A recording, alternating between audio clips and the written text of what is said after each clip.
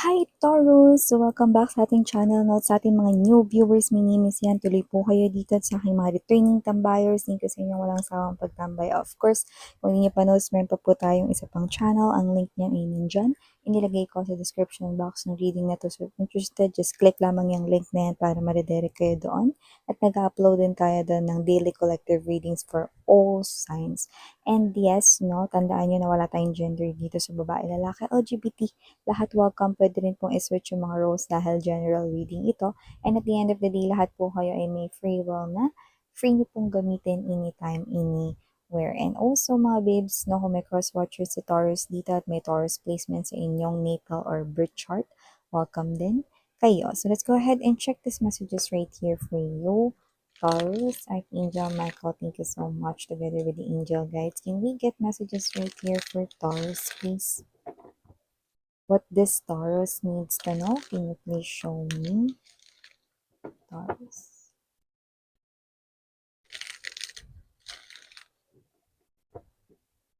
Okay, so let's go ahead and check this mga mensahe para sa iyo, Taurus. So guys, you do have here the energy of Temperance.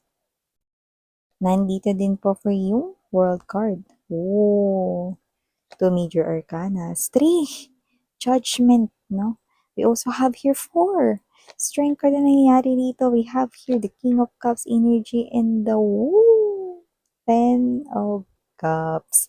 Bottom of the deck, we have the Ace of Cups energy, Two of Wands, Three of Coins. Someone here is coming in into your life. Brace yourself, sweetheart, because this is the man. This is the woman right here, no? Na nakikita ko na destiny mo at nakakita na tayo rito, no, ng movement forward sa taong ito. Kaya kung sino man ito, malapit na siya, no, na makarating sa iyong life at makapasok rito sa inyong buhay, mga babes. Yan, no? At kung sino man tong energy na to, no, nakikita ko dito, very loving with the King of Cups energy. You will be his or her one and only. At kung sino man itong energy na to, no, this person right here will give you that family vibe, no? Na kung sino man siya rito, no, siya na yung nakikita ko rito magiging kaagapay mo. Alam, pinaka napansin ko rito, yan, no? You both move the same way, no? So, kung susuportahan mo siya, no, susuportahan ka rin niya, no? At hindi lang yan, aalalayan ka pa niya rito, no? This man or this woman right here is someone na magiging kaagapay mong literal, no? At magtatayo kayo rito ng isang nakaka-fresh, no, na buhay, no? At nakukuha ko dun sa nakaka-fresh na yun, hindi kayo masistress sa kanya. Dahil hindi siya gagawa rito ng kahit na ano, no, para maging broken-hearted kayo. Bongga! So, nakita ko rito that destiny is at play dito sa inyong life, Taurus. At nakikita ko na ang buhay mo ay magbabago in 360 degrees turn of events. At ang mga events na ito ay yun na nga, no, yung inuna kong mensahe na yun at meron pa.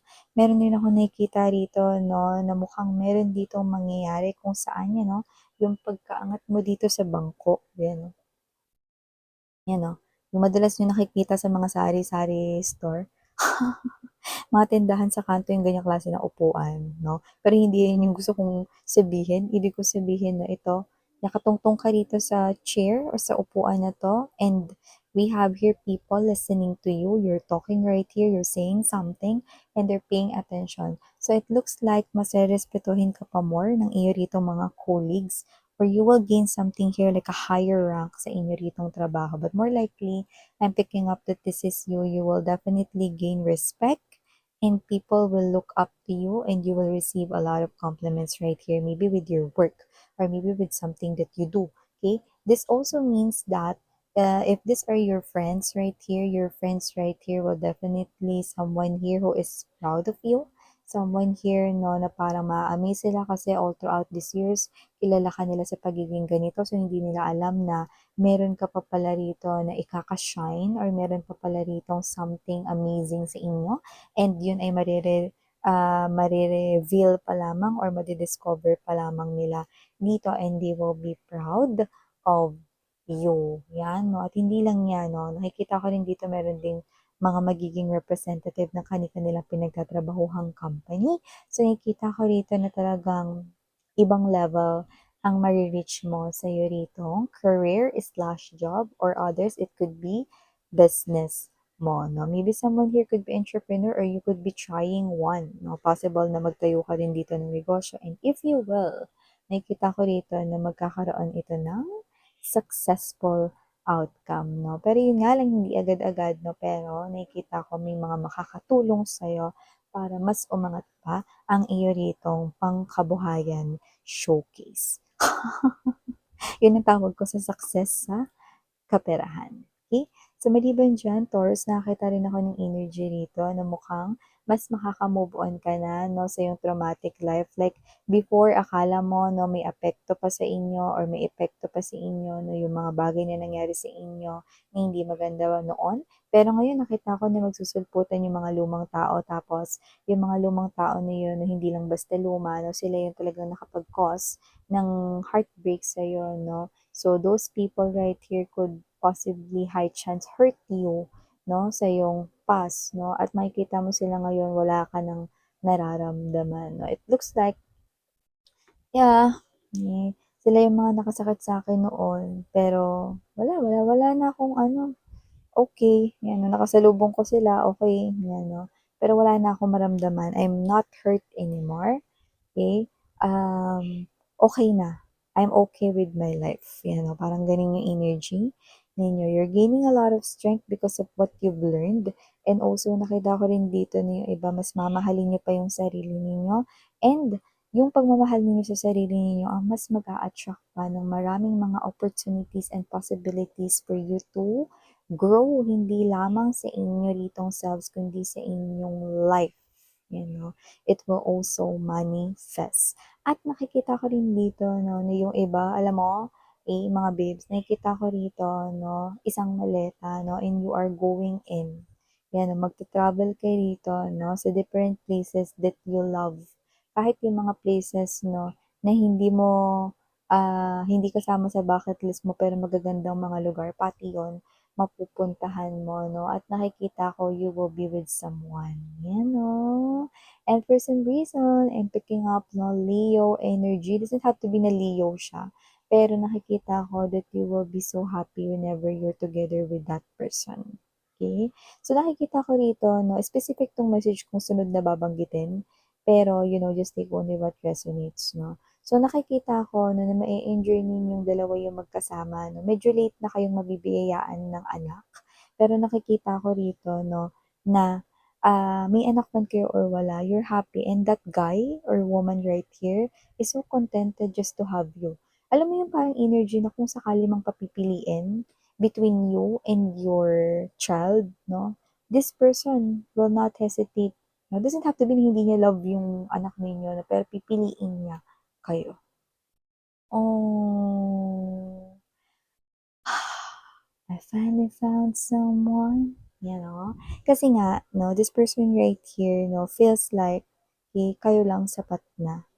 No. So, may energy siya dito mga babes na, kapag natagpuan niya kayo, this person will not let you go.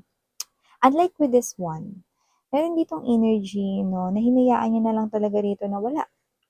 Naging patay yung komunikasyon ninyo, no? Taurus, nakita ko rito na medyo sobrang tagal na, pero tinuring mo siya talaga ritong kapamilya. Puwedeng ex mo 'to, sa iba puwedeng hindi, 'no? Pero hinayaan niya kasi na parang maging patay yung panahon ninyo, 'no, yung inyo ritong hindi pag-uusap tumagal ng tumagal, lumipas ng lumipas yung mga oras, yung panahon, 'no? Tapos nakita ko rito na meron ditong araw na parang hindi niyo in-expect na darating yung araw na yun. Parang it's like, an event na parang minsan lang mangyari sa life ng isang person. So, kung ano man yun, it could be anything, pero dahil dun, makikita ka niya ulit, no? And this person right here, hindi niya alam kung paano kanya ngayon i-approach, no? Because hinayaan niya lang dito na walang sinasabi siya or hinayaan niya lang dito, no, na parang maging patay ang inyong komunikasyon, 'no. So, parang sa time na ito, kung ano man yang important event na 'yan or parang sitwasyon na parang possible na hindi inaasahan at very ano, very out of the blue 'no, nakita ko rito na hindi niya tuloy alam kung papaano ka niya ngayon kakausapin or i-a-approach na. Pero siyempre problema niya na yun. Ikaw, hindi mo na problema yun kasi nakikita ko dito this person, for most of you, will approach you 'no, from the back. So, ibig sabihin, siya yung talagang unang makakakita sa'yo. So, it's not your problem 'no, kung, ano yung gusto mong unang sabihin, ikaw yung unang mag-a-approach sa kanya, like, no, no. This is something here na parang magmumukha lang sa inyong dalawang random. Parang nagkataon lang kinda thing, pero hindi, 'no? So, kung papaano ka niya i-a-approach, problema niya 'yun. Actually, puwede niya rin namang hayaan na 'wag na kayong kausapin, pero hindi kasi gano'n yung situation niya ngayon kung susumahin ko. Kasi siya yung klase ng energy ngayon, kung hinayaan niya lang noon na parang naging patay yung komunikasyon ninyo, then after seeing you in this once in a blue moon opportunity, then this person here will definitely talk to you but do not know how to approach you. Yan. Okay? So, then mga messages right here for you, Taurus. Thank you so much for your time here, babe. Again, I'm Miriana on me. Parang Heal, Love in Light, and